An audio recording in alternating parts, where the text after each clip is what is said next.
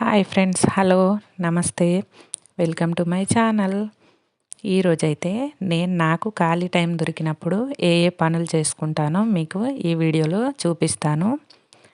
ఖాళీ పనులు అని చెప్పి లేగదూడని చూపిస్తుంది ఏంటి అనుకోకండి.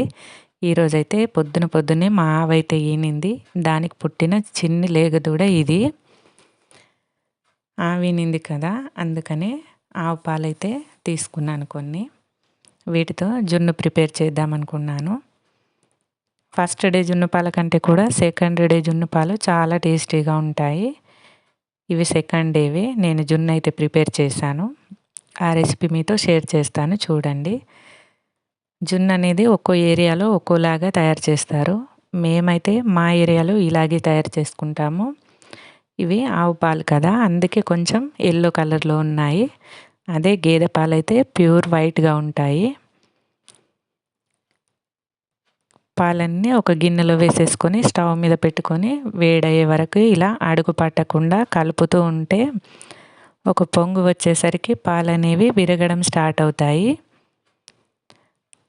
అలా పాలు విరగడం స్టార్ట్ అయ్యాక ఒక 5 నిమిషాల వరకు మరిగించుకొని స్టవ్ ఆఫ్ చేసుకుంటే జున్ను అనేది చాలా ఈజీగా రెడీ అయిపోతుంది. చూడండి, ఇప్పుడు కొంచెం పాలు విరగడం స్టార్ట్ అయ్యాయి కదా. పాలు ఇలా విరగడం స్టార్ట్ అయ్యాక కింద అడుగు పట్టకుండా అలా కలుపుతూనే ఉండాలి.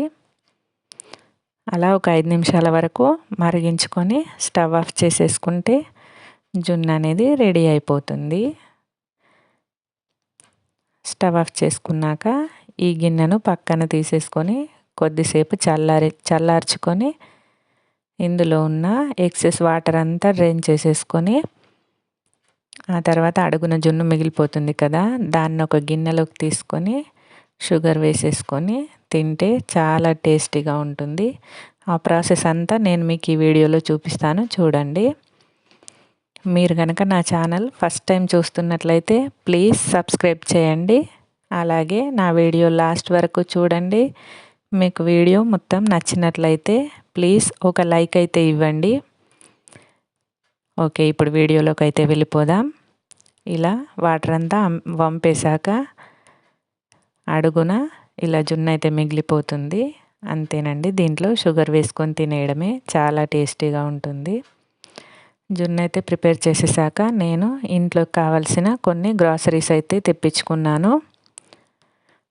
చూడండి, వీటిని అయితే ఎలా ఆర్గనైజ్ చేసుకుంటానో అది కూడా మీకు చూపిస్తాను, చూడండి.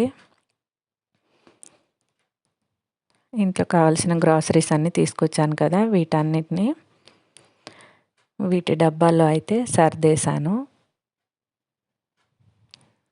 అలాగే మనకు చలికాలం కూడా స్టార్ట్ అయిపోతుంది కదా, అలాగే పిల్లలకు కావాల్సిన కొన్ని బాడీ లోషన్స్ లాంటివి కూడా తీసుకొచ్చేసాను.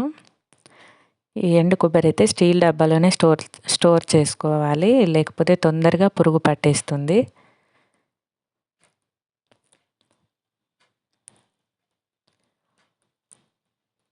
అలాగే ఇదైతే మినపప్పు, మనం దోశలోకి ఇడ్లీలోకి కానీ వేసుకుంటాం కదా, దానికోసమని తీసుకొచ్చాను.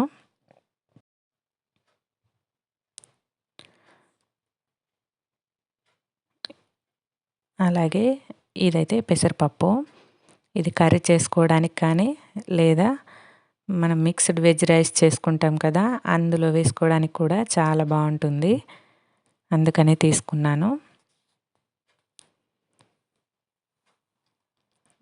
ఇవైతే జీలకర్ర, ధనియాలు, ఇవి కూడా వీటి డబ్బాలోనే సర్దేసుకున్నాను. ఇవన్నీ వేసేసుకోవడం అయిపోయాక వీటన్నిటిని వాటి ప్లేసెస్లో సర్దేసుకున్నాను. ఎప్పుడైనా టైం దొరికినప్పుడు ఇల్లంతా నీట్గా క్లీన్ చేసుకోవడానికే ట్రై చేస్తాను.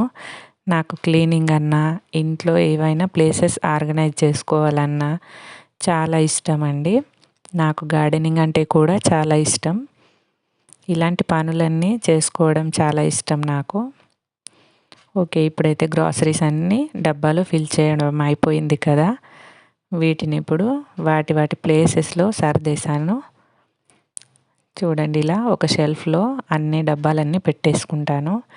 ఎందుకంటే వంట చేసేటప్పుడు నాకు ఏదైనా ఈజీగా తొందరగా అందుబాటులో ఉంటుంది కదా, అందుకనే ఇక్కడే అన్నీ సర్దేసుకుంటాను ఒకే షెల్ఫ్లో.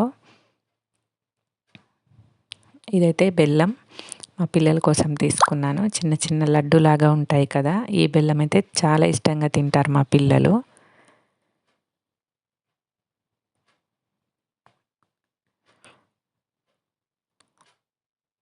ఇప్పుడైతే డబ్బాలన్నీ సర్దేసుకున్నాను కదా, ఓవరాల్గా నా షెల్ఫ్ లుక్ అయితే ఇలా ఉంది. ఈ కిచెన్లో పనంతా అయిపోయాక కొంచెం బెడ్షీట్స్ అవి క్లీన్ చేసేది ఉంటే ఆ వర్క్ కూడా కంప్లీట్ చేసేసాను. బెడ్షీట్స్ అయితే మార్చక ఒక 15 డేస్ అయితే అవుతుంది. అందుకనే ఈరోజు వీటిని తీసేసి వాష్ చేసేయాలనుకున్నాను. ఈ పని కూడా చేసేసాను. ఈ బెడ్షీట్ అయితే ఫిట్టెడ్ బెడ్షీట్ అండి. ఇలా ఫిట్టెడ్ బెడ్షీట్సే చాలా బాగుంటాయి. ఎందుకంటే చిన్న పిల్లలు కదా, బాగా బెడ్ పైన అలా ఎగురుతూ ఉంటారు. అవి మళ్ళీ అంత మడతలుగా అయిపోతాయి. ఫిట్టెడ్ బెడ్షీట్స్ అయితే చాలా బాగుంటాయి. ఈ బెడ్షీట్ నేను ఆన్లైన్లోనే తీసుకున్నాను. మీకు ఎవరికైనా కావాలనుకుంటే కింద కామెంట్ బాక్స్లో కామెంట్ చేయండి. దీని లింక్ అయితే ఇస్తాను నేను. అలాగే బెడ్షీట్ తీసేసి ఇదంతా క్లీన్ చేశాక కొత్త బెడ్షీట్ అయితే వేసేసాను వేరేది. ఇది కూడా ఫిట్టెడ్ బెడ్షీటే అండి. ఇది కూడా ఆన్లైన్లోనే తీసుకున్నాను. మీకు దీని లింక్ కూడా కావాలంటే కింద కామెంట్ బాక్స్లో కామెంట్ చేయండి. నేను లింక్ అయితే ఇవ్వడానికి ట్రై చేస్తాను. అలాగే బెడ్ అంతా సర్దేశాక బెడ్షీట్స్ అన్నీ వాష్ చేయడానికి వేసేసాక నేను గార్డెన్లో కొంచెం పని ఉంటే ఆ పని కూడా చేసేసుకున్నాను. మీకు చూపిస్తాను, చూడండి, వీడియో లాస్ట్ వరకు చూడండి. చాలా ఇంట్రెస్టింగ్గా ఉంటుంది వీడియో అయితే.